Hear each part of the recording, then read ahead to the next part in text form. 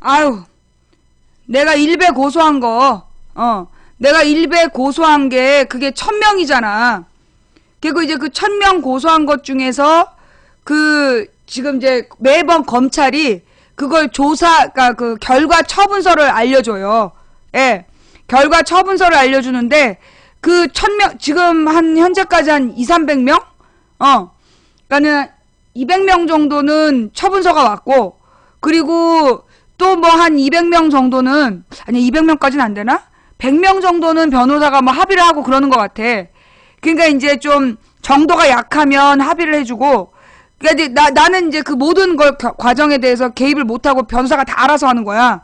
그리고 이제 그냥 뭐 처벌받은 애들, 처벌받거나 아니면 못 찾는 애들, 주소가 없거나 뭐 이래가지고 나는 이제 익명의 아이디들이 있는 건데, 그래서 내가 지금 하고 있는 게 뭐냐면 만약에 주소지를 알 수 없거나 그런 아이디들이 있다고. 그래서 그 아이디들은 이용을 정지시키는 거야. 이용 정지. 그러면 그 아이디를 만들기 위해서 얘네들이 무슨 뭐 메일을 만들고 막 그랬었던 거잖아.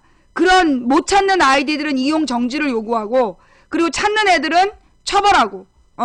그래갖고 지금 1000명 중에 한 300명 정도 처리한 것 같아. 아직 한 700명이 남았어. 이거 우리 우체부 아저씨가, 그 아저씨가 보통 이 시간대 오세요. 그리고 내가 오면 그걸 일일이 검찰 처분서를 받았다는 걸 사인을 해줘야 돼. 서류로 남겨놔야 돼. 그래가지고, 지금, 그래서 내가, 방송할 때마다 중간에 사라지면 그거 하러 갔구나라고 생각해 주세요. 예. 망치 부인이, 갑자기 방송하다가 사라지는 거는, 예, 그게, 아닌데, 이거. 그러면, 그거 쓰러 가셨구나, 라고 이해해 주세요. 예, 이제 우리 일베, 변호사님 때문에 나 너무 괴로웠어, 진짜. 이게 1000명을 고소를 하잖아요. 그러면 어떡하냐면 이제 걔네들이 글을 쓴 그걸 다 캡처를 해. 그 캡처를 해갖고 그거를 소장을 쓰는 거야. 고소장을. 일일이 1000장을 다 쓰는 거야. 1000장의 고소장을 다 써가지고 이게 1000명을 조사해야 되니까 경찰서에 분리해서 막 넘긴 거야. 그래서 이제 그 경찰서를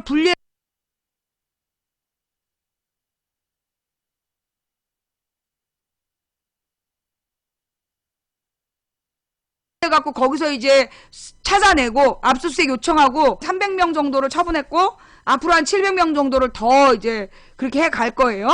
예. 자, 그러면 지금 속보가 나온 거죠. 진도 앞바다에서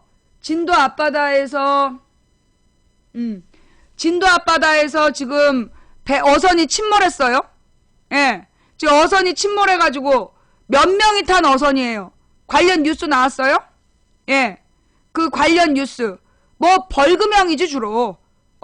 근데 이제 벌금형에 처해진 애들은 그 변호사님이 민사소송을 또 걸어. 벌금형에 처해진 애들한테는 민사소송을 또 거는 거야. 그래서 이제 그 민사소송은 또 따로 들어가는 거거든. 그럼 이제 또 변호사를 구해야 되고, 그 민사소송 법정에 왔다 갔다 해야 되니까 괴롭겠지. 자, 하여튼, 자, 그럼 이제 어선 이야기로 넘어가서, 지금, 3명이 탄 어선인데, 그 중에서 2명은 구조하고, 1명은 실종. 그렇구나. 2.93톤 소형, 승무원 3명 중 2명은 구조, 1명 사망. 그렇군요. 예.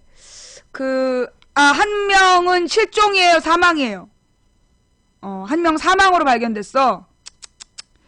그래요. 진도 앞바다 어디예요? 진도 앞바다, 정확하게 진도 앞바다 어디? 진도 해역, 전북어선, 2명 구조, 1명 사망이네. 사망으로 나왔다. 예, 그렇구나. 그래서, 뭔 얘기가 있느냐. 이 진도 앞바다가 어떤 바다인지를 알아야 된다고. 진도 앞바다가 소위 이제 서해바다잖아요. 예. 서해바다가 옛날에는 땅이었어. 옛날에 구석기 시대 때까지는 여기가 그 육지였다고. 육지 중에서도 이제 산지, 육지 중에서도 이제 이 산지였던 거야. 그러다가 이 이게 빙하가 녹고 바닷물이 올라오면서 서해바다가 물에 잠긴 거예요. 서해바다가 물에 잠기면서 그 서해바다 속의 지형이 어떠느냐. 가령 동해바다는 그 태백산맥에서 쭉 떨어져서 갑자기 깊어져. 수심이 깊어져가지고 그 깊은 수심에 망망대해처럼 동해바다가 펼쳐져 있는 거야. 그 동해바다는 큰 파도가 치더라도 그 무슨 소용돌이라든가 이런 게 없는 거야. 그 이제 육지에 의한 흐름이 없으니까. 그런데 이 서해바다는 어떠냐 하면 이 바닷속이 굉장히 이렇게 높낮이가 복잡해. 여기가 다도해잖아. 그러니까 섬이 많고 그런 것처럼 섬은 겉으로 바다 위에 솟아있는 게 섬이지만 그 섬 말고 안 보이는 바닷속에 그 골들이 많은 거야. 그러면 어떤 일이 벌어지냐면 파도가 쳤을 때 그런 골을 돌면서 물이 회오리가 치고, 예, 여러분 명량이라는 영화 봤잖아요. 명량에 나오는 바다가 진도 앞바다야. 영화 명량에 나오는 바다가 진도 앞바다라고. 그 서해가 왜 뻘이냐 하면 그게 산이라서 산이었던 흙이 나오는 거예요. 그래가지고 이 그 서해 앞바다가 바닷속의 지형이 굉장히 복잡하고 그 비참한, 그러니까 복잡한 바닷속 지형이기 때문에 울돌목 같은 게 생기는 거야. 물이 막 소용돌이 치고 굉장히 거칠게 물이 돌고 그런 현상이 이 서해바다에 많아서 옛날부터 배를 띄울 때 백기를 잘 알아야 돼. 그러니까 해저 지형을 잘 아는 전문가들이 가야 되는 거야. 이 서해바다가 청해지는 남해예요. 청해지는 남해였고 서해바다는 굉장히 이 그 바닷길을 잘 아는 전문가들이 가야 되는 바다인 거야. 근데 그 전문가들이 가야 되는 바다이기 때문에 그래서 뭐가 필요하냐? 경륜이 필요한 거야. 서해를 잘 알고 바닷길을 잘 아는 경륜 있는 사람들이 다녀야 되는 거지. 그렇지 않으면 사고가 속출할 수밖에 없는 거예요. 여기서 오늘 이 진도 앞바다의 어선 침몰. 자, 이 어선 침몰 3명 중에 2명은 구조됐잖아. 어선은 어떤 바다냐? 어선은 어떤 거냐? 이거는 먹고 살기 위해 만든 배이기 때문에 이 어선 같은 경우에는 그래도 전문가들이야. 자기 배를 오랫동안 운전한 사람들이기 때문에, 그러니까 운항한 사람들이기 때문에 어선 사고는 그래도 괜찮은데 대부분 어선 사고가 원인이 되는 거는 파도가 지나치게 높이 쳤거나 그 예상외의 기상이변이 나타났을 때 아니면 그 어선 사고는 많지 않죠. 근데 이 어부들은 매일 먹고 살기 위해 나가야 되기 때문에 사고 빈도는 높지만 그래도 바다를 잘 안단 말이야. 근데 우리가 서해바다에서 유명한 사건 2가지, 천안함하고 이 세월호는 그래서 우리가 따로 생각해야 되는 거야. 천안함하고 세월호는 특히 우리 이제 이 천안함 얘기. 천안함이 왜 사고가 났어? 천안함의 함장이 부임한 지 일주일인가 한 달밖에 안 됐다며. 부임한 지 한 달밖에 안 됐기 때문에 그 부임한 지 얼마 안 된 선장이 그 바닷길을 몰랐던 거야. 그러니까 저기 섬마다 섬 주변에 있는 그 지형을 몰라가지고 맨 첫날 사고 발생 당시에 그 백령동과 그 어민들이 증언한 내용에 의하면 원래 그 길로는 큰 배가 들어오면 안 되는 길이다. 거기에 이렇게 되게 딱딱한 그걸 뭐라 그러더라? 그러니까 이제 그게 옛날에 6.25 때는 한국전쟁 때는 물이 빠지면 여기가 이제 되게 그러니까 모래인데 굉장히 오랜 기간 동안 딱딱해진 모래 사구가 있었던 거야. 그래서 이 딱딱한 사구를 전투기에 활주로로 쓸 만큼 거기가 굉장히 단단한 지형이었다는 거야. 그래서 거기에 이제 그런 해저 지형이기 때문에 큰 배들은 들어오면 안 되는 데인데 천안함에 그 배 거기 들어왔었다는 거야. 들어오면서 뭐가 된 거야? 좌초가 된 거야. 암초. 그러니까 이제 사구는 모래 언덕을 얘기하는 거고 해저 암초가 있었던 거지. 그러니까 이제 이게 물이 차면 암초가 되는 거고 물이 빠지면 그게 사구가 돼서 거기서 활주로도 할 만큼 그 지역 사람들은 다 아는 바다인데 이 함장이 몰랐던 거야. 천안함 함장이. 그래가지고 이 그 배가 그 백령도에 와서 좌초가 된 거야. 그게 다음날 국방부가 이 유가족들을 불러놓고 설명을 했다고. 여기가 저기 좌초 지점, 그게 섬이 백령도일 거야 아마. 그 사진을 내가 백령도야. 백령도 옆에 그 백령도가 이렇게 있고 백령도 옆에 별표를 해놔.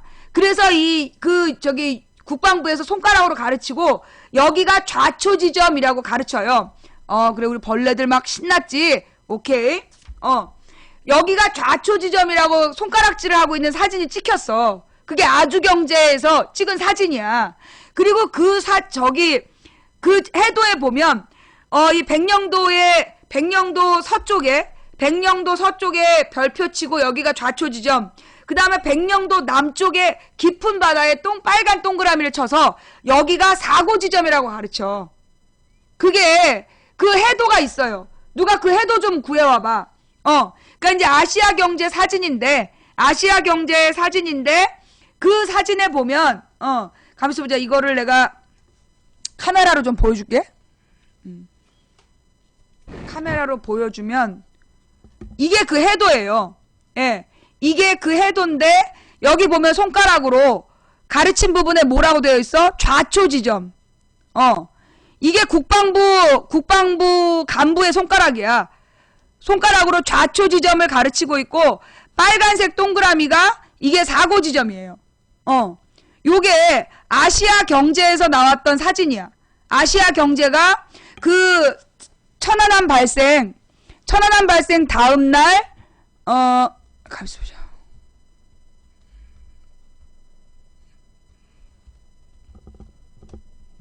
예.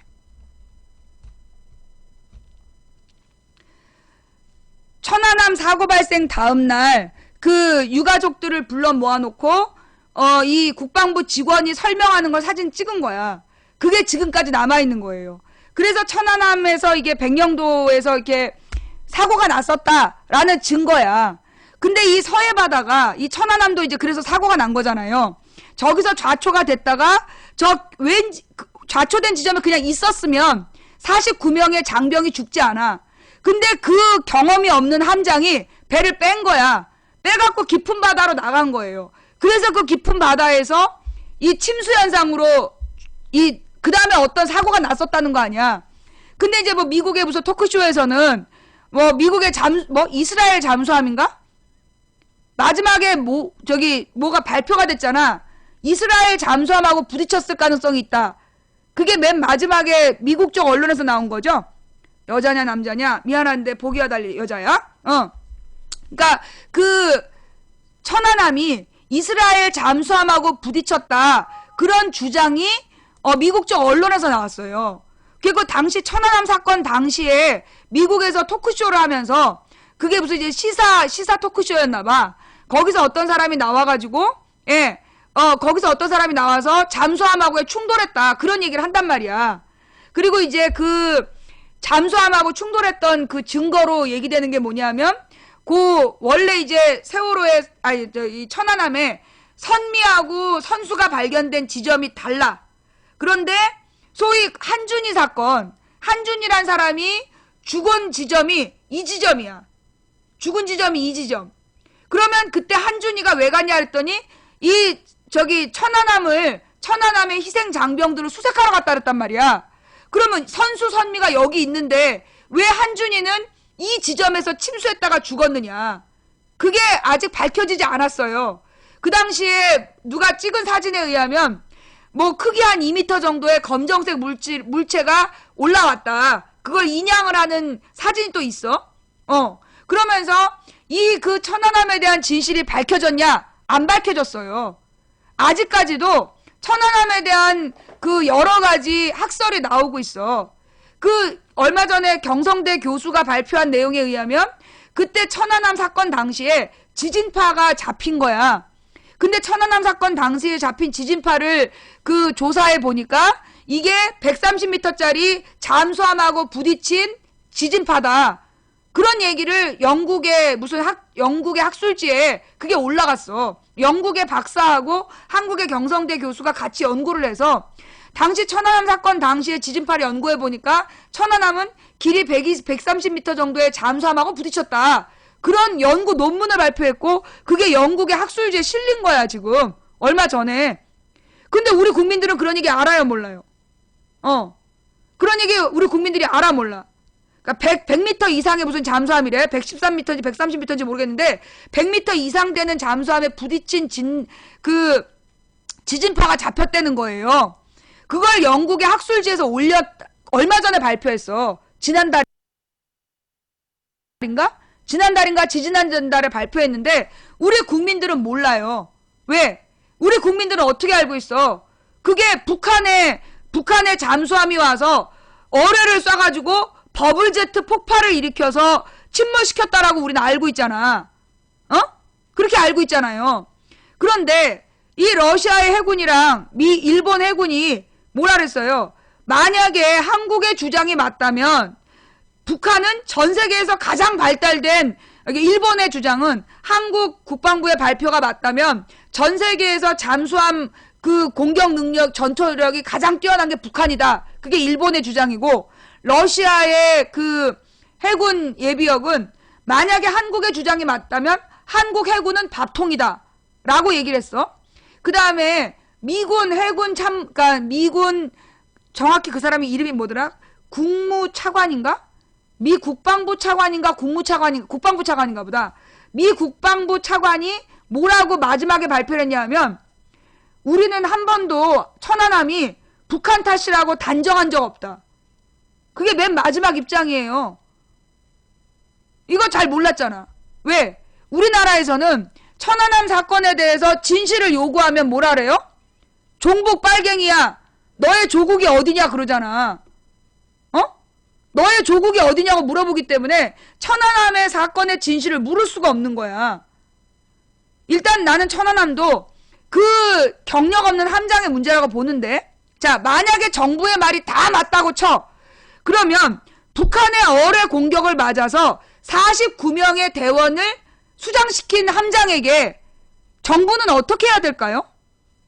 만약에 우리 정부의 발표대로 정말로 그 함장이, 천안함 함장이 이 북한의 잠수함의 어뢰 공격을 받아서, 그것도 이 소나를 장착한 이 천안함인데, 소나가 뭐냐? 어뢰와 잠수함을 추적하는 기구를 달고 있는 배가 그 어뢰인지도 모르고 그 공격을 당해서 49명의 장병을 잃었어.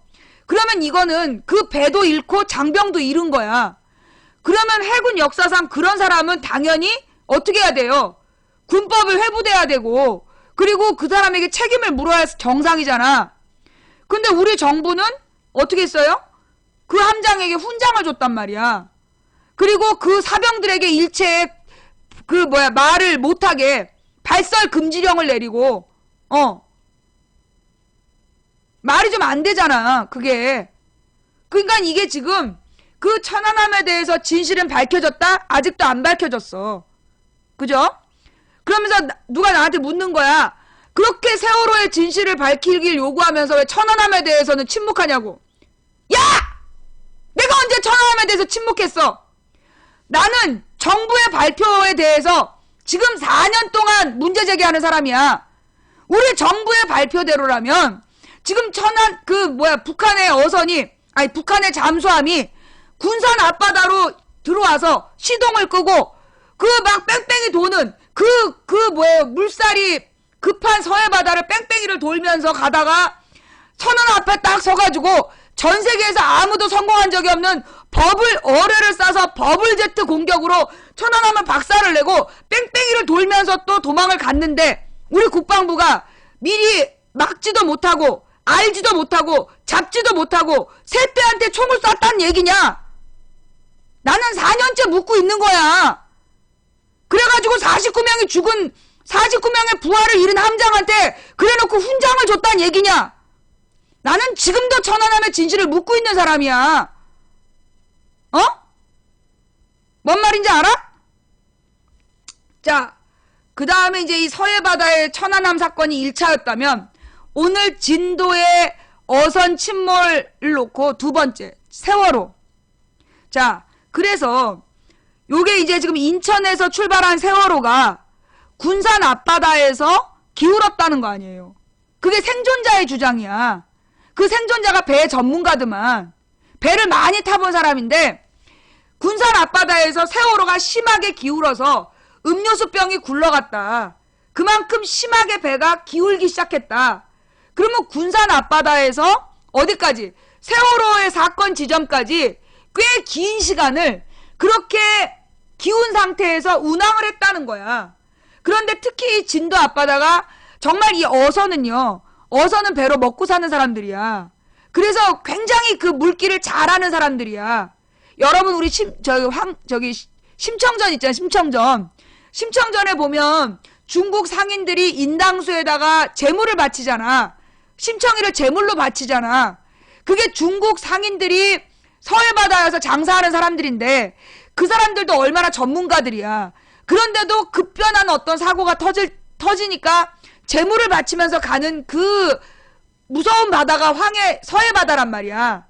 그 중에서도 특히 진도 앞바다는 영화 명량에 나오는 울돌목이 있는 그 지점이야. 세월호라는 배가 그날 밤 출항할 때 그때 안개가 서해바다에 너무 심해갖고 다른 모든 배는 출항이 금지되어 있었어. 그런데 세월호만 20분인가에 그 출항허가가 갑자기 내려지고 그 20분 사이에 출항을 하는 거야. 그러면서 군산 앞바다에서 심하게 기울었는데 군산 앞바다나 이런 데로 가서 멈추지 않고 계속 그 울돌목까지 간 거야. 그 험한 바다까지 갔어. 그래서 거기서 배가 침몰한 거야. 그러면 이 배를 운행했던 선장과 이 선원들은 어때야 돼? 이 서해바다를 잘 알아야 되겠지? 수백 명의 승객을 태운 배잖아. 그런데 여러분 사건 결과 봤죠? 그 배에 탄 승무원들이 대부분 들어온 지 며칠 안 된 사람들이야. 그날 처음 근무했거나 세월호의 선장도 비정규직이야. 임시직. 그리고 원래 탔던 선장도 아니야. 그죠? 그 세월호에 원래 탔던 선장도 아닌 배에 그 다음에 그렇게 다른 배는 출항할 수 없는 그 밤에 이 배가 군산 앞바다에서 심하게 기울었다는데 그 배를 이 팽목항까지 진도 앞바다까지 갖고 가서 침몰시킨 거야. 그런데 모든 배를 타는 사람들의 상식이 배가 기울기 시작하면 우리 어저께 봤잖아요. 어저께 그 CNN 뉴스에 나온 전문가가 얘기하기를 빨리 구명조끼를 입고 공개된 장소로 대피를 해서 거기서 물로 뛰어든다. 그러니까 구명정을 펴야 되고 구명정이 안 펴지면 물로 뛰어들어서 최대한 배로부터 멀어져야 된다. 그게 배 타는 사람의 상식이라는 거야. 그런데 세월호는 어떻게 했다? 구명조끼를 입고 가만히 있어라. 계속 가만히 있으라 그랬어. 왜 가만히 있으라고 그랬는지 알 수가 없다는 거야. 그러니까 어떤 그 2학년 일반인가 어떤 반에서는 희생자가 제일 적었어. 그건 왜 그렇게 됐냐 하면 그 어떤 학생이 아빠한테 전화를 한 거야. 아빠 배가 기울기 시작했는데 그 가만히 있으래요. 그러니까 이 아버지가 배를 아는 사람이야. 배 탔던 아버지라서 가만히 있으면 안 된다. 사람들 전부 다 바깥으로 나가라. 무조건 바깥으로 나가라고 딸한테 지시를 했어. 아들인가 딸한테. 그래서 그 얘기를 듣고 선생님한테 얘기해서 선생님과 애들이 전부 다 나간 거야. 그래서 그 반은 온전히 살은 거야. 배를 타는 사람은 다 아는 상식이었던 거야. 그런데 그 배를 운항했던 그 맨 처음에 가만히 있으라고 방송했던 사람들 왜 가만히 있으라고 그랬느냐? 왜 가만히 있으라고 그랬냐고. 그래서 어떤 말 하나가 거의 대부분이 살아왔어. 다 2분이면 살릴 수 있었는데 다 죽인 거잖아. 이거 진상조사 해야 되겠냐 안 해야 되겠냐? 이거 진상조사 해야 돼 안 해야 돼? 진상조사 해야 되잖아. 상식적으로. 수백 명이 죽었어. 그런데 진상조사를 하겠다는 사람들이 옛날에 전두환 때 그 불임사건 검사 죄 없는 부산 시민들을 간첩 빨갱이로 몰아갔던 고문 사건, 불임 사건의 검사였던 사람을 세월호 진상조사위원회에 넣어놨어. 이건 뭐 세월호 진상조사하겠다면 또 고문하겠다는 거야? 이 뭐 하자는 거지? 이거 팩트야. 팩트야. 불임 사건 맞죠? 불임 사건 검사가 고영주 변호사라고 불임 사건 때 검사가 지금 저기 새누리당 진상조사위원회야. 몰랐어? 불임 사건이 부산이야, 부산. 변호인, 영화 변호인에 나왔던 불임 사건. 임시완이가 고문당하는 장면. 변호사 봤지, 변호사. 변호인. 변호인이란 영화에 보면 그게 노무현 대통령 얘기잖아. 노무현 대통령이 불임 사건 피해자들의 변론을 맡았던 사건이고, 거기 지금 미생의 주인공 임시완이가 그 변호인에서 고문받는 그 대학생이야. 고문받는 그 장그래가 고문받는 대학생 역할 했단 말이야. 그때 그 장그래를 고문해가지고 간첩으로 만들었던 그 공안 검사. 그 사람이 지금 세월호 진상조사위원회라니까? 지금 말이 돼요, 안 돼요? 이게 지금 세월호에 대해서 진상을 조사하겠다는 거야, 말겠다는 거야? 죄 없는 시민을 빨갱이로 몰아서 그 고문하고 빨갱이로 몰았던 그 검사가 세월호의 진실을 어떻게 밝히겠어? 못 믿겠지? 진짜인지 못 믿겠지? 확인해봐. 조사해봐봐. 내가 만약에 거짓말이면 잡아가겠지. 내 허위사실 유포, 나 사실 적시로 징역 산 사람이야. 내가 허위사실로 감옥 간 사람이 아니라 사실 적시로 감옥 간 사람이야. 그거 알아? 내가 사실을 말해서 잡혀간 사람인데 허위사실 말해봐. 당장 잡아가지. 믿을 수가 없지? 기가 막히지? 오늘 진도 앞바다의 어선 침몰 사건을 통해서 세월호에 대해서 다시 한번 짚고 넘어가는 시간을 가졌습니다. 네네네. 그러니까 이거는 지금 세월호의 진상 규명을 안 하려는 거야. 그럼 왜? 왜 새누리당은 세월호의 진상 규명을 안 하려고 그럴까? 이유가 뭘까? 그 이유가 아주 간단해. 뭐 때문이냐면, 그 이유가 뭐 때문이냐면,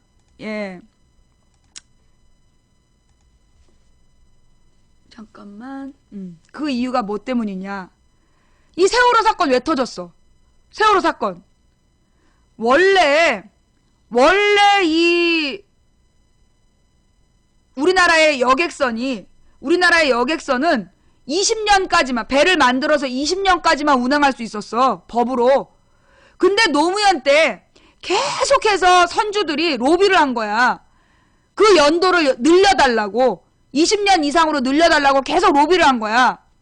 그러면서 이제 우리나라만 엄격하다고 막 주장을 하니까 그 노무현 대통령이 뭐라 그랬냐. 좋다. 그러면 1년에 한 번씩, 20년이 넘은 배는 1년에 한 번씩 정밀 진단을 받고 5년까지만, 해마다 정밀 진단을 받고 5년까지만 연장해라라고 법을 바꿔줬어. 그런데 그러면 이 세월호 같은 배는 해마다 정밀 진단 받으면 운항을 할 수가 없잖아. 그래갖고 2008년에 이명박 정부에다가 막 로비를 한 거야. 그래서 2008년에 이명박이 법을 바꿔. 뭐라고? 그냥 시원하게 30년 동안 운항하라고. 아무 조건 없이 그냥 30년 동안 연장을 해주는 거야. 정밀 진단해야 된다 이런 조건도 달지 않고 그냥 30년으로 연장을 했어. 그럼 왜 해마다 정밀 진단하던 조건을 없앴는지 조사해야 되겠지. 그럼 이명박 조사해야 되겠지. 그지? 그러니까 조사 못하게 방해하는 거야. 그 다음 이명박이 30년으로 연장한 다음에 박근혜가 어떻게 했어요? 원래 선장의 안전점검 의무 규정이 있었는데 그러니까 안전점검 의무 규정이 뭐냐 하면 배를 출항하기 전에 배 고박이 제대로 안 돼 있거나 배 이상이 있으면 선장이 출항을 거부할 수 있는 권한이었어. 그런데 그 권한을 즉 박근혜가 작년 8월에 없앤 거예요. 재작년 8월에. 2013년 8월에 그 선장의 권리를 없앴어. 왜? 규제를 풀어야 된다고. 쓸데없이 선장들한테 귀찮은 안전점검 일을 줄여주기 위해서 그 규제를 푸는 거야. 그러면 고물배를 30년까지 연장할 수 있도록 해준 이명박 조사 대상이겠지. 그 다음에 이 선장의 안전점검 의무 규정을 푼 박근혜 정부 조사 대상이겠지. 둘 다 새누리당이잖아. 해주고 싶겠냐? 그러니까 조사를 방해하는 거지. 왜 이명박은 선박의 선령을 30년으로 연장했냐? 왜 박근혜는 선장의 안전점검 의무 규정을 없앴냐? 그리고 왜 이 여야 국회의원들은 해난 구조법이라는 걸 구호법이라는 걸 만들어서 그 해경이 민간 잠수사들의 구조활동을 방해하게 했냐? 그러면 근데 그 중에서 야당 의원도 몇 명 있지만 새누리당 국회의원 더 많아. 순환구호법을 만드는데 더 많이 로비를 받은 게 새누리당이야. 조사 대상이잖아. 조사하고 싶겠어? 안 하고 싶지? 못 믿겠지? 예. 엉터리 안전검사 미리 알고 있었는데 이명박은 선령 제한 완화를 강행했다. 이거 뉴스에 그거 다 나와. 작년 4월달 뉴스에. 이가 왜 얘네들이 그러니까 세월호 특별법에 대해서 막 지금 뉴스가 뭐라고 나오냐? 뭐 6억에서 7억을 배상 보상을 한다고 그러잖아. 그 뉴스 왜 나올까? 국민들이 세월호 유가족들이 그렇게 돈을 많이 요구해서 그 법을 만드느라고 그 세월호 특별법 만들었다고 착각하게 하려는 거야. 실제로 이 유가족들은 돈 요구하지 않았어. 그거 알죠? 세월호 유가족들은 대학 특례 입학도 요구하지 않았어. 그리고 돈을 요구하지도 않았어. 배상 보상 요구하진 않았다고. 그리고 의사자 지정도 요구하지 않았어. 그런데 우리 국민들 어떻게 알고 있어? 세월호 유가족이 만든 세월호 특별법이 그 세 가지를 요구한 걸로 알고 있잖아. 이게 거짓말이야. 첫째, 그 의사자 지정은 정부에서 제안한 거야. 정부에서 박근혜가 의롭게 죽은 의인들한테 의사자로 지정해달라. 지정하자는 얘기를 정부에서 했어. 그 다음에 대학 특례 입학? 새누리당 국회의원이 처음에 요구한 거야. 대학 특례 입학도 새누리당 국회의원이 맨 처음에 제안했다는 것도 증거가 나왔어. 그리고 돈 요구, 배상 보상을 요구한 게 없어. 그런데 왜 이 잘못 알고 있어? 이 조직적인 댓글 부대가, 조직적인 허위사실 유포하는 댓글 부대가 국민들한테 계속해서 몇 달 동안 허위사실을 유포한 거야. 7월, 8월, 9월 달 동안. 왜? 세월호 특별법 못 만들게 하려고. 왜? 세월호 특별법이라는 게 뭐였냐 하면 세월호의 진상조사위원회를 만든다는 거야. 세월호 특별법의 내용이 뭐냐? 세월호의 진상을 조사하는 진상조사 특별위원회를 만든다는 거야.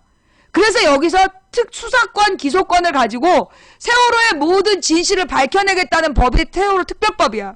이거 통과되면 누가 괴롭겠어? 이거 통과되면 누가 괴롭겠어? 그 당이 괴로울 거 아니야. 이명박 당, 박근혜 당, 그 다음에 순환구호법 만들면서 로비 받은 당, 그 당이 괴롭겠지. 그지? 그러니까 얘네가 세월호 특별법을 무산시키기 위해서 계속 허위사실을 유포한 거예요. 그리고 세월호 유가족들이 뭐 대리기사를 폭행했다, 술 먹고. 그것도 나중에 알고 보니까 세월호 유가족이 괴한들한테 폭행당한 사건이었어. 그런데 그거를 세월호 유가족이 막 몰려가서 대리기사를 패는 장면이라고 채널A TV조선이 거짓말했잖아. 그 두들겨 맞는 사람이 유가족이고 때리는 게 유가족이 아니라 괴한들이야. 그 괴한들이 나타나가지고 갑자기 그 죄 없는 유가족들을 두들겨 팬 사건이야. 이게 왜 개소리야. 네가 개라서 개소리로 들리는 거지. 이거 다 밝혀졌잖아요. 뉴스K에서 실제로 CCTV 원본을 찾아가지고 다 밝혀냈어. 대리기사는 대리기사는 폭행 장면이 일어나는 건물 뒤편에 여기 따로 서 있는 장면이 다 찍혀 있어, CCTV에. 그런데 유가족이 폭행당하는 장면을 대리기사가 유가족들한테 폭행당한 장면이라고 거짓말까지 했어. 왜? 왜 그러는 거야? 세월호 특별법 못 만들게 하려고. 세월호 유가족들을 미친 사람들로 만들려고. 아주 부도덕하고 이상한 사람들인 것처럼 착각하게 하려고 거짓말 했던 거야, 그때. 왜? 이 세월호 특별위원회에서 진상을 조사하면 지네들의 죄가 다 드러나잖아. 그러니까 그래서 지금 그렇게 허위사실 유포한 거야. 김현 의원이 대리기사 폭행했다. 김현 의원이 만지지도 않았는데 어떻게 폭행을 해? 근데 지금도 와갖고 저 개소리 하잖아. 꼭 닉네임에 섹스, 보지, 자제 이런 거 쓴 애들이 와가지고 꼭 그렇게 얘기하잖아. 그런데 말이에요. 내가 국정원 댓글 사건의 피해자라서 알아. 이 국정원에서 댓글 사건으로 와서 글 썼던 애들, 걔네들이 그 댓글을요, 얼마나 천박하게 달는지 알아? 특히 성적으로 달아. 성폭력적으로 댓글을 달아. 나는 그게 정말 국정원 직원일 거라고 상상도 못했어. 밝혀졌잖아, 국정원 직원인 거. 좌익 교수가 국정원 직원인 게 밝혀졌어. 나와 내 딸, 내 남편에게 온갖 성적인 악플을 달았던 게 국정원 직원이래. 기가 막혀. 이게 국정원 댓글사, 그래서요. 자, 제가 지난 박근혜 정부 2년을 정리해 볼게요. 박근혜 정부 2년은 첫째 2013년. 2013년에 박근혜는 어땠냐? 그 상반기 6개월 동안에는 인사사고. 이 상반기 6개월은 인사사고였어. 그래가지고 그 헌법재판소장 이동업을 박근혜가 막 주장했다며. 이명박 주장에 의하면. 그런데 이동업이 누구야? 항공권 깡했다는 사람 아니야. 그 헌법재판소 소장하겠다는 사람이 공금으로 생활비처럼 쓰고, 그리고 막 항공권을 깡하고 막 이랬던, 그래갖고 막 법조인들을 모두 쪽팔렸던 사람을 박근혜가 헌법재판소장으로 밀다가 잘리고, 그 다음에 그 무슨 미래창조과학부 장관을 미국에서 수입해 오겠다 그랬는데, 그래가지고 막 삿대질 하면서 자기한테 협조 안 한다고 야당 협박하고 막 난리를 피웠어. 그래가지고 결국 야당이 김한길이가 다 그래 해줬잖아. 근데 나중에 어떻게 했어요? 그 미래창조과학부 장관 후보가 마누라가 웁니다 하면서 미국 가버렸어. 그 다음에 박근혜 대통령의 깨알 리더십? 그래서 차장들까지, 그 각 부처의 차장들까지 깨알 리더십을 발휘해서 일일이 지명했다고. 그래갖고 법무부 차관이 동영상에서 발견됐잖아. 별장 성접대. 별장 성접대 그 법무부 차관이 그 야동에 딱 뜬 거 아니야. 그거 박근혜가 직접 지명한 법무부 차관. 알면서 지명했다는 것도 또 밝혀졌어. 그 다음에 그때 김정은이 미친 새끼가 서울을 불바다로 만든다고 센 개지랄 할 때였어. 그때 박근혜가 이제 국방부 장관 후보를 임명을 한 거야. 근데 걔가 누구냐? 저기 천안함 사건 났을 때, 천안함 피격 사건 있을 때 모든 군부대가 애도하는 마음으로 골프를 다 중단했을 때 혼자서 군부대 돌아다니면서 골프 친 놈. 그 다음에 그 연평도 사고가 나면 이게 별을 달고 예편한 장교들은요, 이게 그때 연평도가 준전시 상황이었기 때문에 그럴 땐 자기의 소재를 밝히고 전면 대기해야 되는 게 그 별을 달고 예편한 장군들의 의무래. 근데 연평도 사건 났을 때 일본 온천에 여행 갔잖아. 그거 무시하고. 그게 밝혀졌어. 그럼에도 불구하고 박근혜가 계속 밀어붙였어. 왜? 그 국방부 장관이 자기 그 전화기에 박근혜 엄마 아빠 사진 달고 다닌다고 계속 밀어붙였는데, 나중에 그 국방부 장관이 외국 그 무기 로비스트였다는 게 밝혀져. 외국 무기회사 로비스트였다는 게 밝혀지고 불법 주식을 소유하고 있던 게 들켜져가지고 잘렸어. 그 다음에 이게 전부 다 박근혜가 막 기어이 안 치겠다는 사람들 얘기야. 그 다음에 공정거래위원장이 그 공정거래위원장인가 이 사람이 그 삼성 변호사 출신. 원래 공정거래위원장이 대기업을 감시하는 역할인데 삼성 변호사 출신을 안 친 거야. 그래놓고 막 고집을 피웠는데 얘도 무슨 외국의 불법 자금이 밝혀졌어. 발견돼가지고 잘리고. 그 다음에 물러나고. 그 다음에 이제 중소기업 청장. 한마디로 대한민국의 중소기업의 발전을 위해 애써야 되는 중소기업 청장을 박근혜가 또 막 임명을 했는데 얘가 이제 자기가 갖고 있는 주식들을 백지신탁해야 된다. 왜냐하면 네가 네 주식에 이로운 정책을 피지 않도록 모든 공직자는 백지신탁해야 된다는데 싫다고 그랬어. 그래갖고 그것도 잘리고. 그 다음에 이제 온 국민, 그러니까 모든 언론사와 그 정치권에서 반대했던 사람이 윤창중이라고. 이 사람이 행실이 바르지 않은 사람이니까 얘 대변인을 하면 안 된다 그랬는데 박근혜가 신경질 내면서 밀어붙였어. 그래가지고 이제 윤창중이를 대변인으로 앉혀놓고 윤창중이가 맨날 봉투를 딱 카메라 앞에서 찢으면서 봉투 인사라고 발표하고 그랬단 말이야. 그래갖고 그 사고가 다 난 거야. 근데 기어이 윤창중이를 데리고 이제 한미 정상회담 처음 한 날 갔다가 빤스 벗고 W호텔에서 설치는 바람에 개망신 당하고 윤창중이가 짐도 못 싸고 도망온 거 아니야. 그 다음에 이제 활용점정 맨 마지막은 해양수산부 장관 윤진숙. 아무것도 모르는 여자가 막 그 새누리당 의원들도 화가 나는 거야. 아는 거 있냐? 몰라요. 이거 뭡니까? 글쎄요. 왜 그런 걸 물어보는지요. 그래갖고 막 새누리당 의원도 다 반대했어.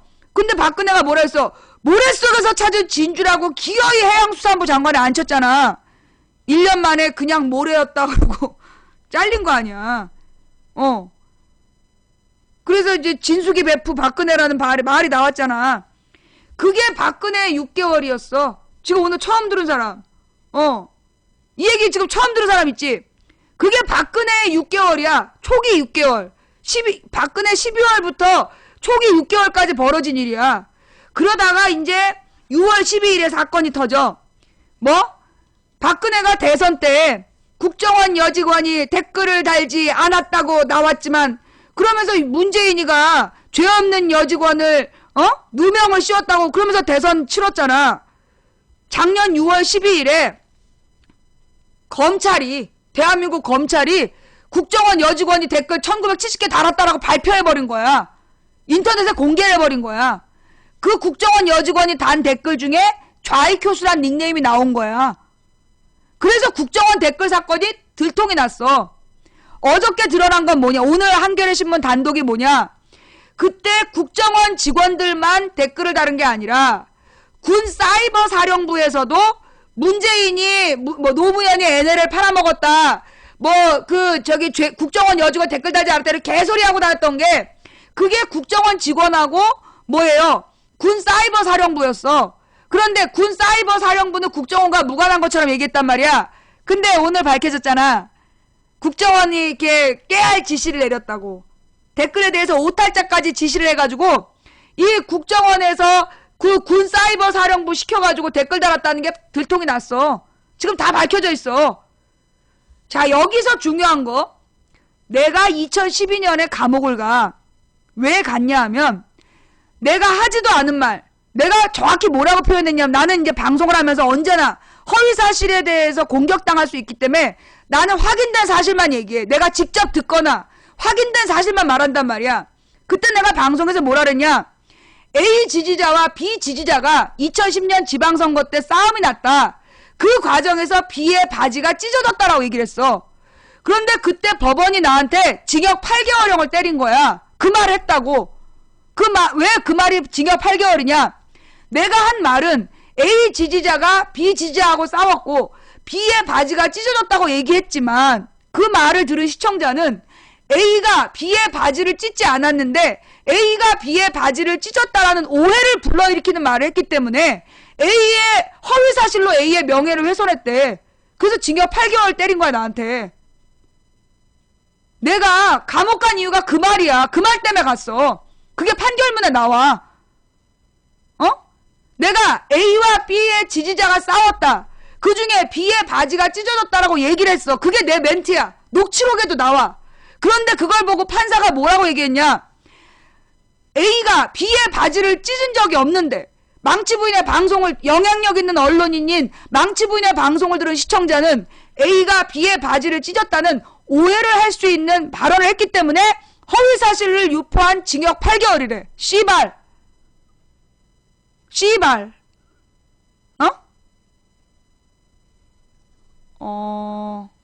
잠깐만요. 요거, 그거 캡처 뜨셨죠? 그래. 요거요.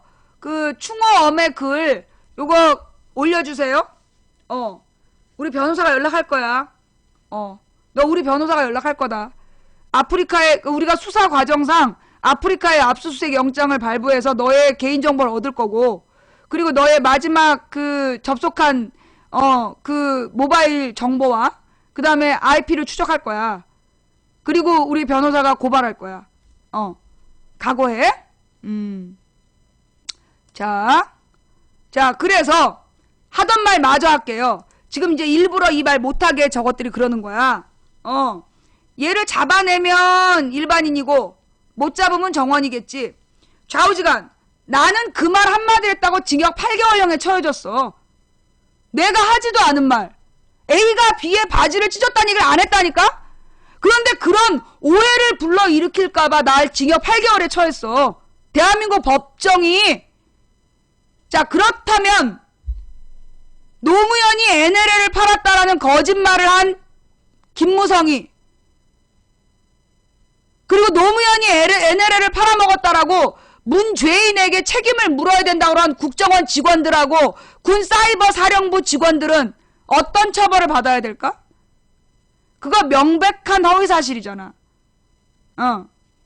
정치 댓글 작성 대가로 월 25만원 지급했다.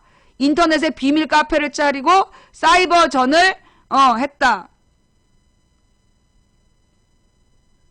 그걸 지시한 원세훈은, 이게 원장님 지시사항이야. 국정원 직원들이 민간인까지 25만원씩 주고 애들 불러 모아가지고 댓글 다른 게 원세훈이라는 국정원장 지시사항이야. 그러면 원세훈은 몇 년형 살아야 되겠냐? 내가 하지도 않은 말 때문에 8개월 징역형을 받았으면 원세훈은 8만 년 정도 받아야 되는 거 아니야? 국정원 직원들하고 군 사이버 사령부하고 수천만 건의 댓글을 달았어. 그러면 8만 년은 징역을 살아야지. 무죄가 나왔네. 무죄가 나왔어요. 이게 뭐 하자는 거야? 왜 망치부인은 하지도 않은 말 때문에 징역 8개월형을 처했던 법원이 왜 원세훈한테 무죄를 줘?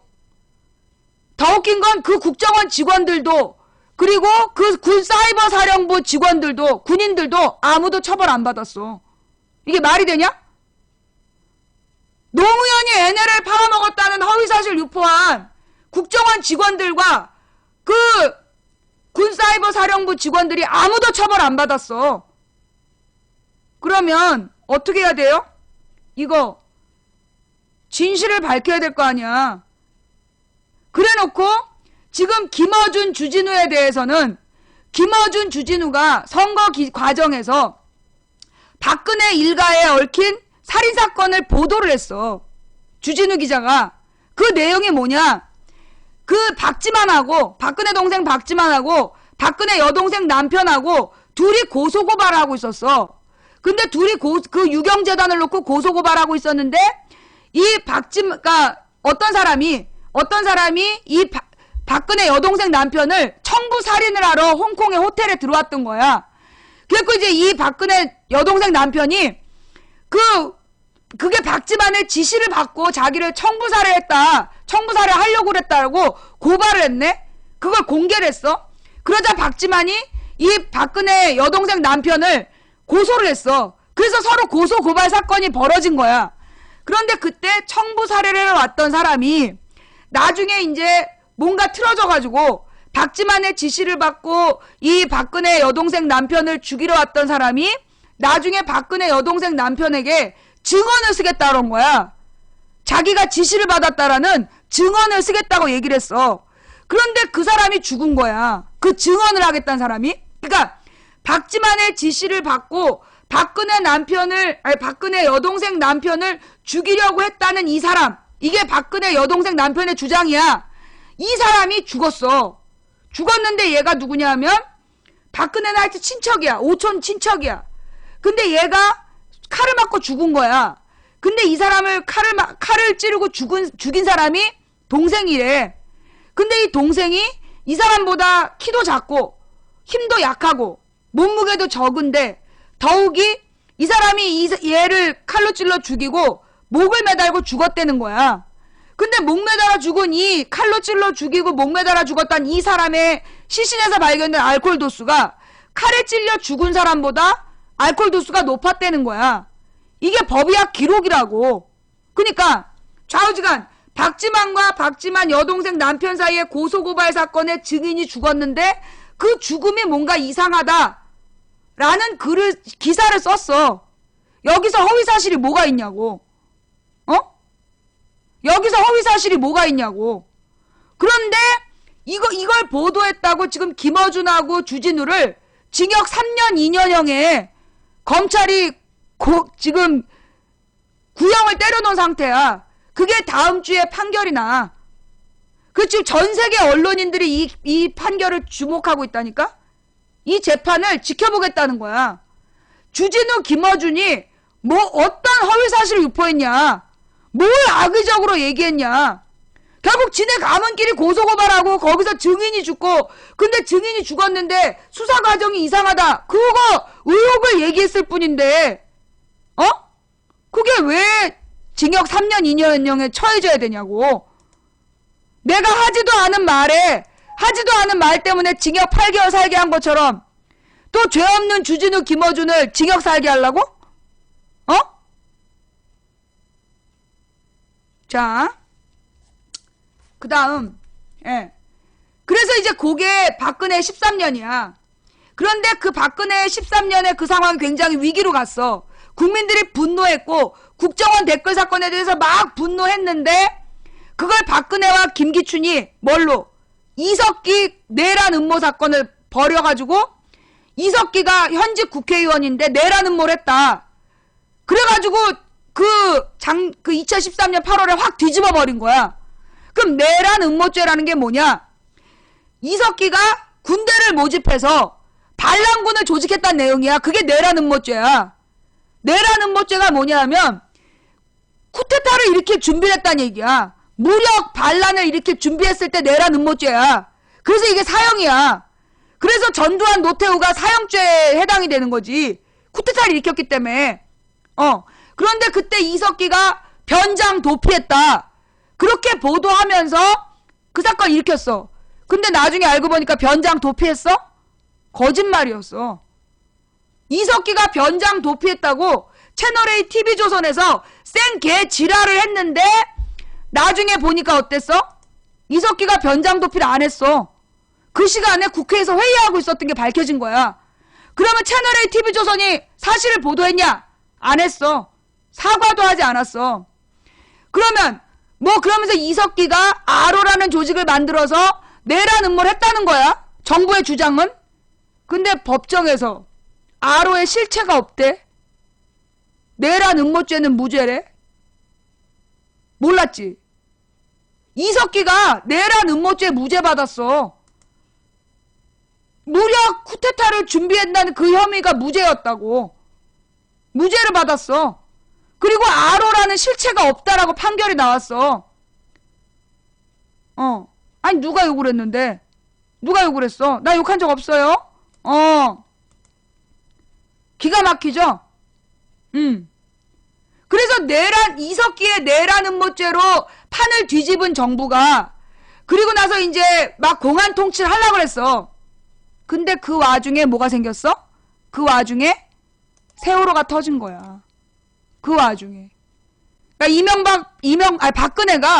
박근혜가 이석기 내란 음모죄로 판을 뒤집고 그리고 막 지 멋대로 정치를 하려는 상황에서 세월호가 터진 거야.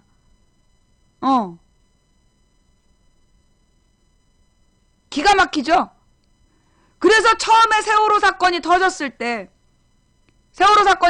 때 근데 이게 이제 왜 이게 또 그 당시 문제였냐면 이게 이석기 사태가 터진 다음에 김한길이가 문제였어. 그때 야당 대표가 김한길이었는데 이 김한길이가 그렇게 말도 안 되는 거짓말을 하고 증거가 없는데 박근혜를 비판을 안 해. 맨 밥만 얻어먹겠다. 박근혜더러 밥 먹자만 얘기하면서 박근혜 비판을 안 해. 그래서 내가 열받아가지고 김한길 물러나라 하면서 삭발해버린 거야. 1월 27일에. 내 딸 나에 대한 명예를 훼손한 국정원 직원 댓글 문제도 넘어가고 그러면서 지금 정부에서 막 개질하고 있는데 그걸 비판 안 하니까 내가 삭발해버린 거야. 그때 그 머리가 짧아. 그래도 들은 척도 안 했어 김한길이가. 그래서 3월 1일날 내가 57명의 우리 시청자를 데리고 가서 또 삭발했어. 단체로. 김한길 물러나라고. 그랬더니만 안철수하고 다음날 합당 발표를 한 거야. 그래서 새정치연합이 만들어졌네. 그 다음에 새정치연합이 만들어져서 한 일이 뭐냐. 그지같은 공천 뭐 김한길 안철수가 공천권은 당원에게 준다더니 당원들이 원하지 않는 전략 공천 해가지고 발칵 뒤집어 놓고 세월호 터진 다음에 가만히 엎드려 있었어. 그게 다야. 세월호 사건 터진 다음에 우리는 정치적으로 개입하지 않겠다 씨발. 그러면서 결국 세월호의 진상 규명을 할 수 있는 골든타임을 놓쳐버린 거야. 김한길 안철수가. 그 다음에 무슨 전략 공천한다고 그래가지고 지방선거 말아먹고 그리고 나서 이 세월호에 대해서 그 지방선거 전에는 박근혜가 줄줄 울면서 모든 책임은 나에게 있다. 세월호 특별법을 만들겠다. 철저한 진상규명을 요구하겠다. 책임자의 최후의 한 사람까지 책임지게 하겠다더니 선거 끝난 다음에 싹 입 닦아버린 거 아니야. 그게 지금까지 벌어진 일이에요. 그리고 나서 세월호 문제에 대해서 입 닫고 나서 그리고 나서 계속 비판하니까 통진당 해산한 거 아니야. 통진당 해산 결정. 그러면서 통진당이 아로라는 실체는 없지만 아로 활동을 한 걸로 보인다라는 막연한 주장을 하면서 세계적인 법학자들이 그래갖고 지금 난리도 아니잖아. 그래서 외국 언론들이 뭐라 그래요. 박근혜가 국정원 댓글 사건으로 자기가 정치적 위기를 당하니까 그걸 무마시키기 위해서 비판적인 야당을 해산시켰다라고 언론에 나왔어. 그지? 아니 근데 외국 언론이 그렇게 얘기했는데 왜 망치로 내 아구를 때리고 싶어? 아니 내가 시켰나? 외국 언론에서 그렇게 얘기한 건데 왜 내 망치로 내 아구를 왜 때려? 속상해 죽겠지? 내가 옛날에는 이제 막 다 강퇴를 시켰는데 이제는 강퇴 안 시켜. 이것도 민주주의의 의견이거든. 얼려둘 뿐이지. 얼려두고 나는 불타는 10미닛을 쪽쪽 빨아먹으면 되니까 고마워. 자 이렇게 와가지고 지금 추천하러 와주신 많은 댓글 요원 여러분 반가워요. 씨발. 그렇게 지난 선거 기간에 허위 사실 유포하고 아무 처벌도 안 받아서 좋겠어 씨발. 그지? 아유 개새끼들. 아무도 처벌 안 받고 아유 잡놈 새끼들. 욕먹으려고 왔지? 아니 니네도 나한테 뭐 쌍욕하면서 나는 너한테 욕하면 안 돼? 아니 무슨 논리가 그래. 자 그래서 마저 하던 얘기를 하면 그래서 지금 박근혜 2년이 그거야. 인사 참사, 그 다음에 국정원 댓글 사건, 이석기 내라는 뭐 사기, 그 다음에 세월호 사건, 그 다음에 통진당 해산 이후에 종북 빨갱이 몰이. 아니, 종북 빨갱이가 어딨어? 종북 빨갱이가 어딨냐고. 박근혜를 비판하면 종북 빨갱이라고 누가 그래? 야, 박근혜를 비판하면 종북 빨갱이라고 도대체 누가 정한 거냐? 옛날에 박정희를 비판하면 간첩으로 몰려가지고 고문당하다 죽었어. 박정희 때 박정희를 비판하면 간첩이라고 고문해가지고 간첩 자백을 받고 간첩이라고 사형시켰어. 전두환 때 전두환이 독재자라고 비판하면 삼천교육대로 잡아가서 때려 죽였어. 그리고 안매장해버리고. 그게 지금 다 나중에 밝혀졌잖아. 지금 박정희 때 그 죄 없는 사람들 간첩으로 몰아 죽였던 사건, 그거 지금 정부에서 계속 배상금 주고 있어. 국가 배상. 국가에서 잘못을 인정하고 지금 계속해서 국가에서 배상해주고 있다고. 피해 보상. 손해배상인가? 피해 보상이지.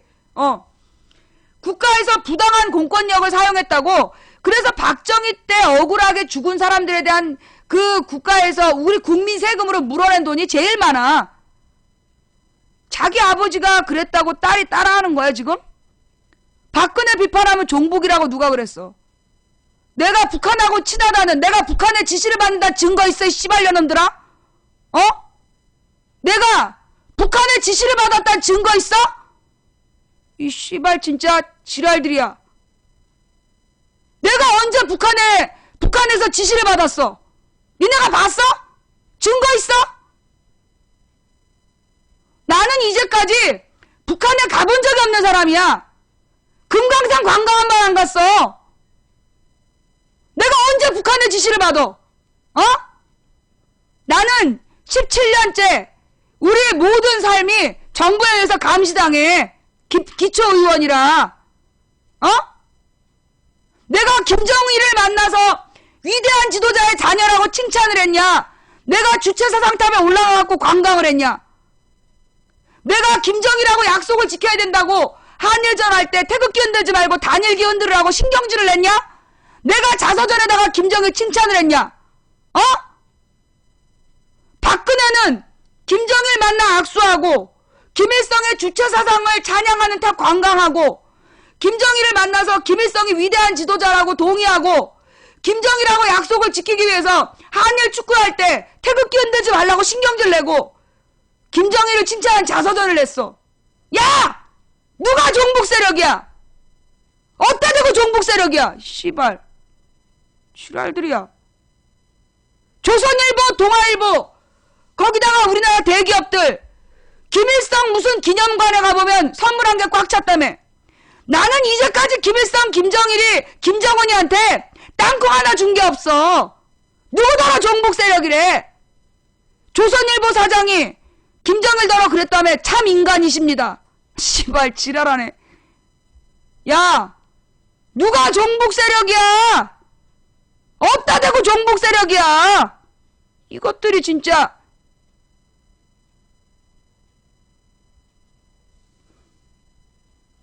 자, 그래서요, 이게 박근혜, 이게 지금 박근혜의 인연이야. 그러면 망치 부인은 무슨 자격으로, 네가 뭔데 대통령을 까? 야, 이 등신 새끼들아. 너네는 대한민국 헌법 1조도 모르냐? 대한민국 헌법 1조에 뭐라고 나와 있어? 대한민국은 민주공화국이다. 대한민국의 모든 권력은 국민으로부터 나온다. 그 말이 뭔 뜻인지 모르지? 무식해서. 내가 어저께 자유민주주의를 설명했어. 정치적 자유와 경제민주주의를 설명한 거다 그랬더니 새해 들어 들은 첫 번째 개소리래. 야! 그거 국민윤리 교과서 내용이야. 이 무식한 새끼들아.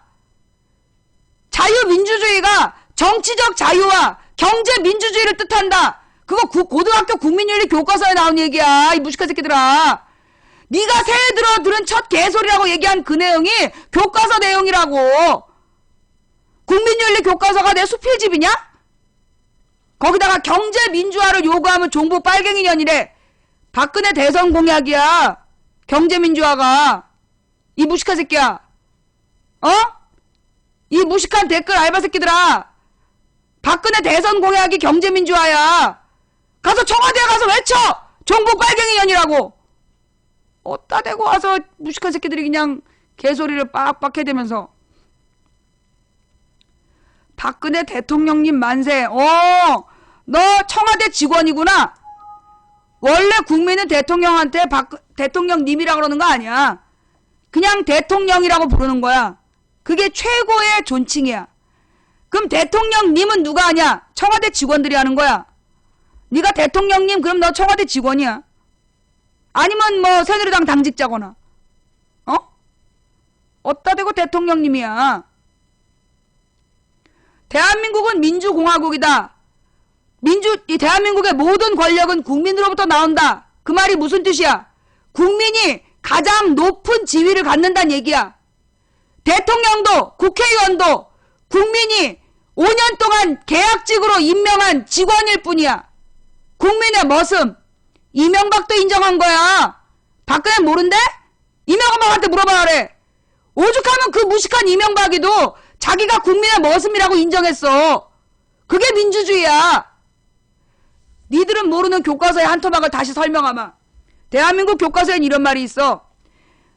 대한민국의 모든 국민은 민주주의의 발전을 위해 정치 권력과 경제 권력을 감시하고 비판할 권리가 있다.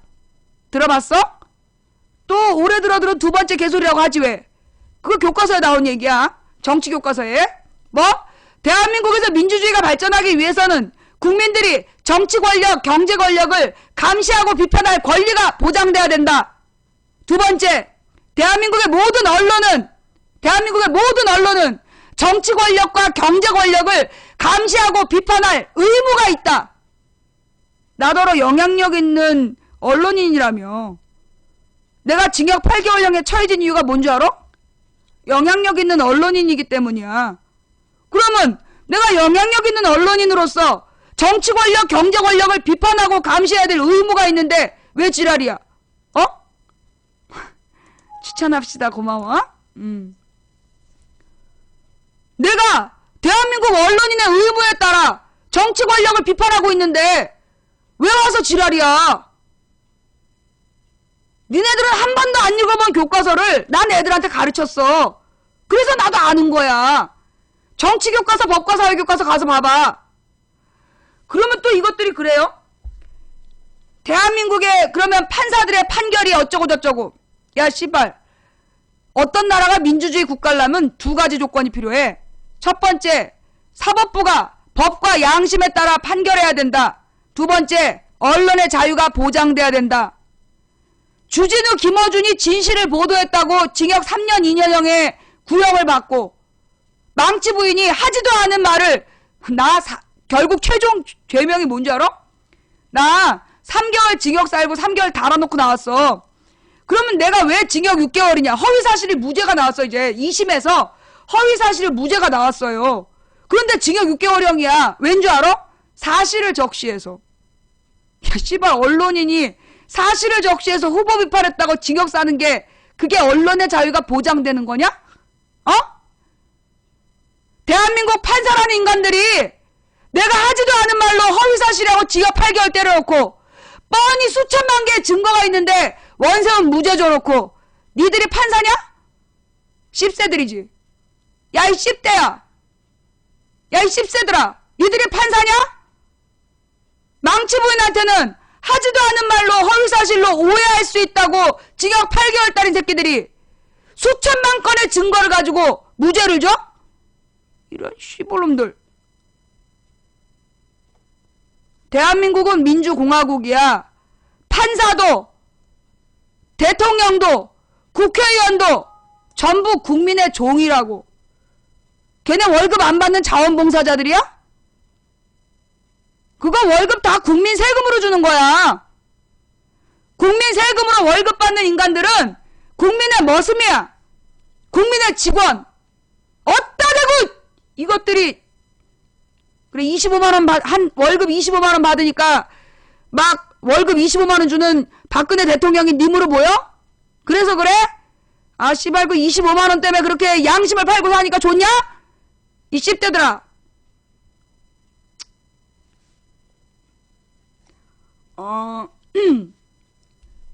오늘이 마지막이야. 왜냐하면 내가 이제 오늘 저녁부터는 사랑하는 조카 손주의 우아한 이모 할머니가 돼야 되기 때문에 그래서 내가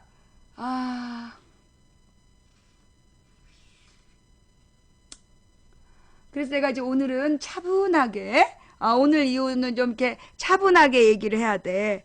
그래서 이제 여러분이 막 욕설은 오늘이 마지막 들은 거예요. 연봉 300짜리들 진짜. 진심 역겨워? 아니 진심 역겨운데 왜 듣고 있어? 너 나한테 괜히 들이대는 거지? 그렇게 해서 나한테 관심 받으려고. 관종쟁이. 관심종자들. 자, 그래요.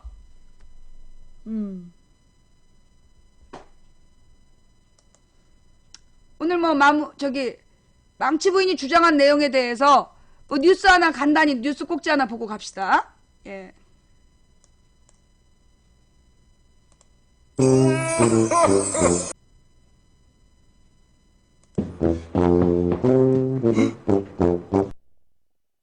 사이버사령부의 정치 개입 사건, 저희들이 지난 2013년 가을 국정조사 때부터 국정감사 때부터 지속적인 단독 보도로 파헤쳤던 이슈입니다. 선거를 앞둔 시기에 군의 정치 개입은 민주국가에선 그야말로 국기를 흔드는 사건이기 때문입니다. 정치관여 혐의로 기소된 연재욱 옥도경 전 국군사이버사령관에 대해서 지난달 30일에 군사법원이 각각 집행유예 그리고 사실상 무죄나 다름없는 선고유예 판결을 내리는 것을 기억하실 텐데요. 일반인에게는 공개되지 않은 판결문을 저희 JTBC 취재진이 입수했습니다. 그래서 판결문을 뜯어보니까 사이버사령부의 조직적이고도 광범위한 정치관여 행위가 낱낱이 드러나 있었습니다. 이 소식 먼저 정진우 기자가 전해드리겠습니다. 연재욱, 옥도경 전 사이버사령관의 판결문입니다. 사이버사령부가 총선과 대선이 있던 2012년 정치적 견해를 드러내는 수준을 넘어 여당 후보의 유리한 방향으로 여론을 몰아가려는 의도가 포착됐습니다. 작전 수행 결과 지지 여론이 5%에서 20%로 늘어났다는 여론 변화 추이까지 보고된 겁니다. 정치 관여죄에 해당하는 부분입니다. 사령관이 깊숙이 관여한 대목도 나옵니다. 연재욱 전 사령관은 매일 작전 결과를 보고받으며 자필로 수정하거나 메모지를 통해 수정 사항을 전달했습니다. 심지어 최종 보고서가 마음에 들지 않으면 레이저 포인터를 집어던지며 강한 불만을 드러내기도 했습니다. 이 사이버 사령관들이 보고서의 내용이나 형식에 굉장히 집착하고 민감하게 반응하는 것을 볼 수 있습니다. 이것은 윗선에 보고하기 위한 상황이 아니었으면 그런 일이 있을 수 없고요. 부대원들은 인터넷에서 비밀 카페에 접속해 정치 댓글과 관련한 지침을 전달받았습니다. 부대원들이 쓴 글은 대부분 여당을 옹호하고 야당을 공격하는 식이었습니다. 2012년 대선을 앞두고는 고 박정희 대통령 시대에는 독재를 할 수밖에 없지 않느냐며 자식에게 사과하라는 건 또 다른 연좌제라는 글을 썼습니다. 논란이 된 정수장학회 문제와 관련해선 정수장학회 기자회견에 대해 비난하는 민주통합당의 작태는 이미 예견된 것이었다. 이들은 오로지 흠집내기 목적이 있을 뿐이다라고 야당을 비판했습니다. 이 같은 정치 댓글을 작성하기 위해 부대 예산으로 스마트폰과 노트북을 구입하고 댓글 활동에 참여한 부대원들에게 매달 업무 수당으로 25만 원을 지급한 사실도 밝혀졌습니다. JTBC 정진우입니다.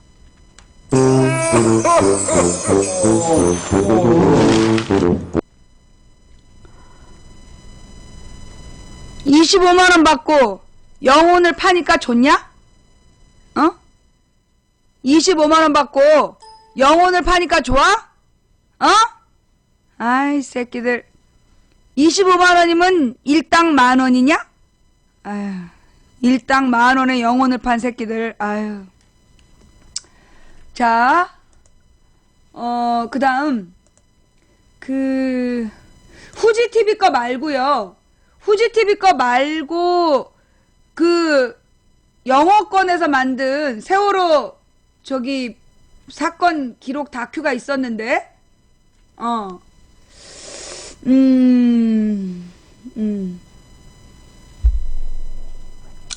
자,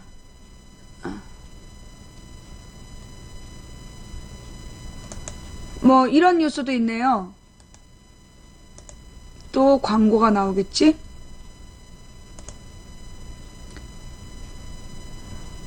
이렇게 하고 또 다른 뉴스.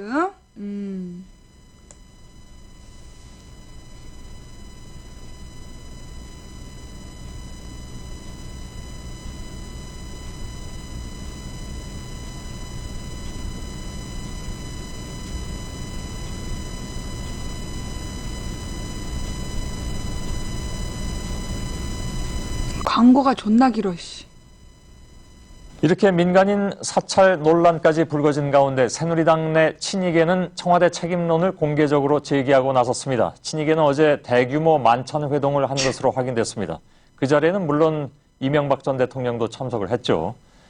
그리고 나서 딱 하루 만에 나온 이런 움직임이어서 심상치 않아 보이긴 합니다. 이에 대해서 4대강 사업과 자원외교 부실 등에 책임져야 할 당사자들이 현 정부를 압박하는 것은 이치에 맞느냐, 이런 반박도 여당 내부에선 나오고 있습니다. 유한울 기자입니다.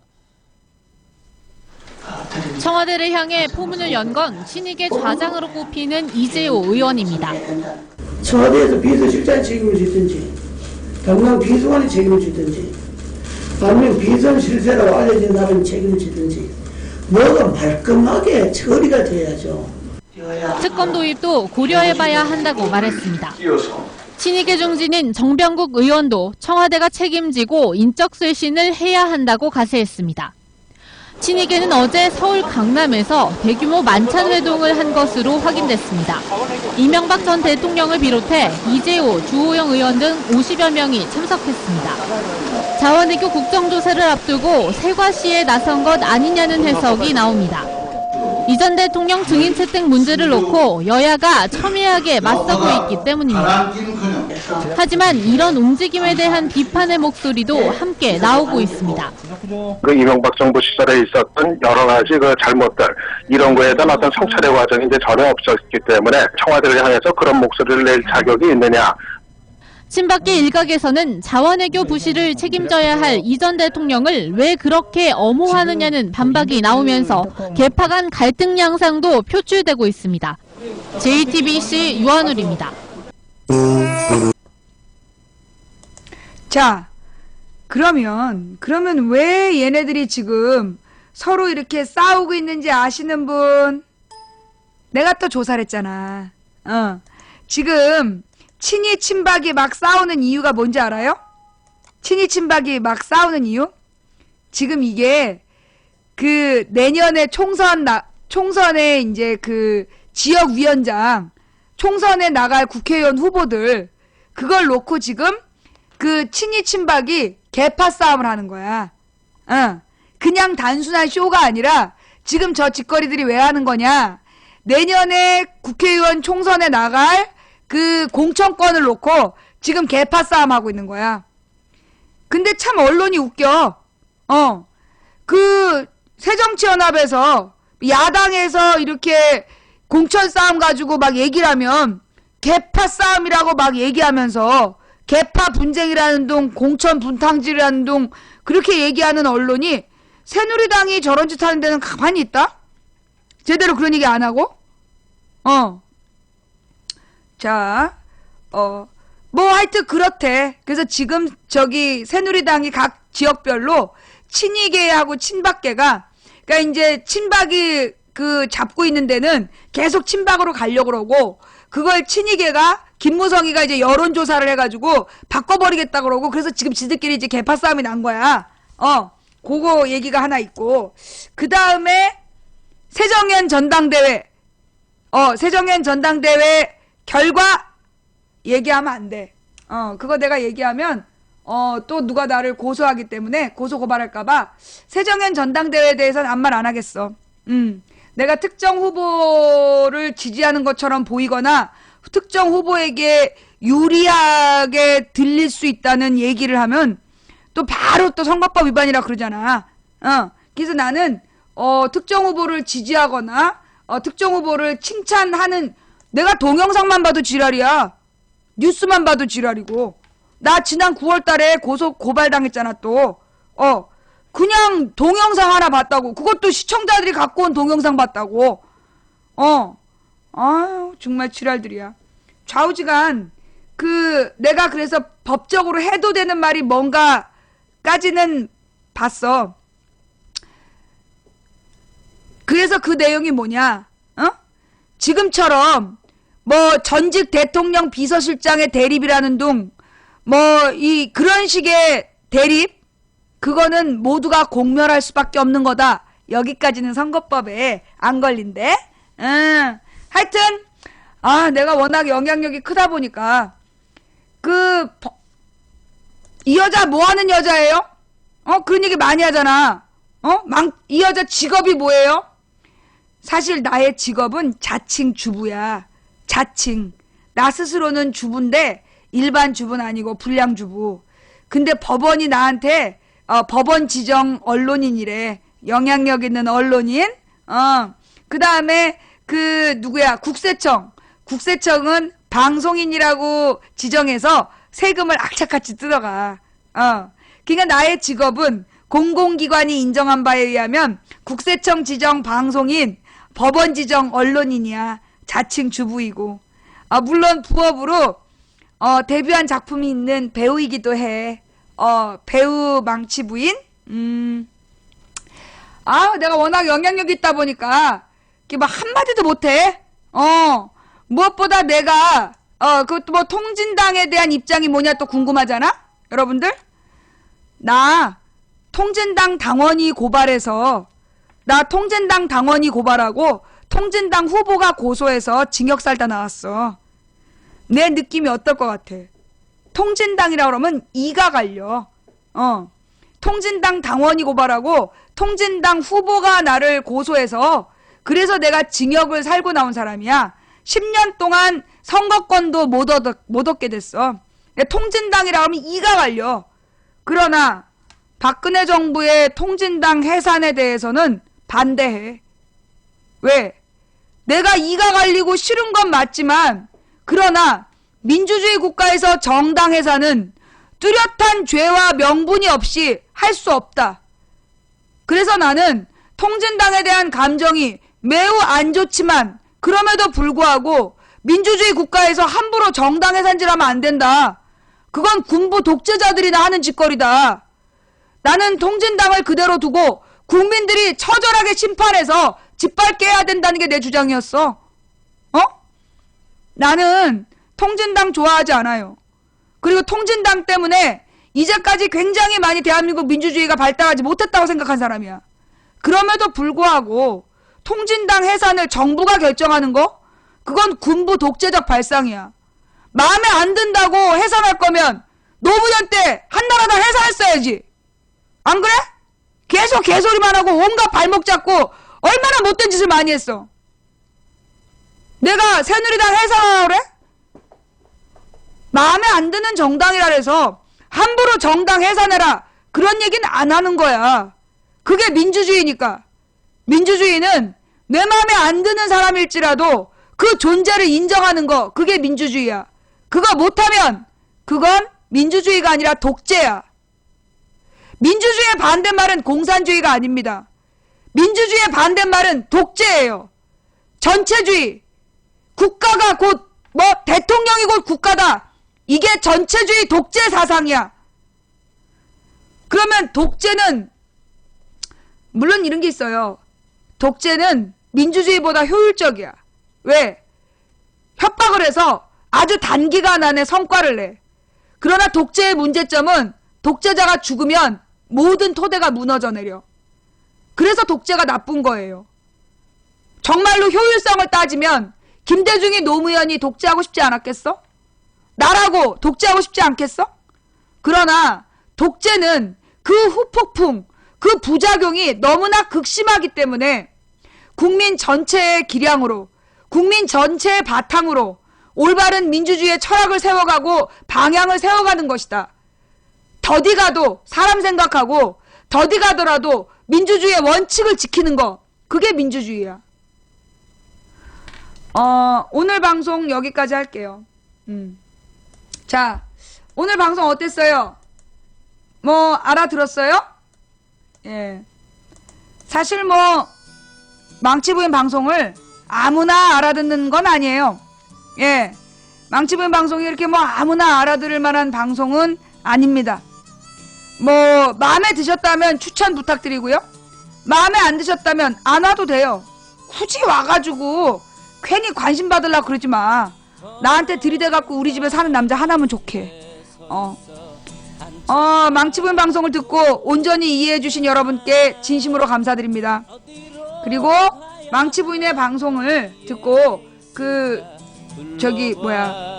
추천해주신 여러분께 더욱더 감사드립니다. 처음부터 끝까지 들어주신 여러분께 감사드리고요. 추천 눌러주신 분들께 감사드리고, 그리고 후원해주신 여러분께 감사드립니다.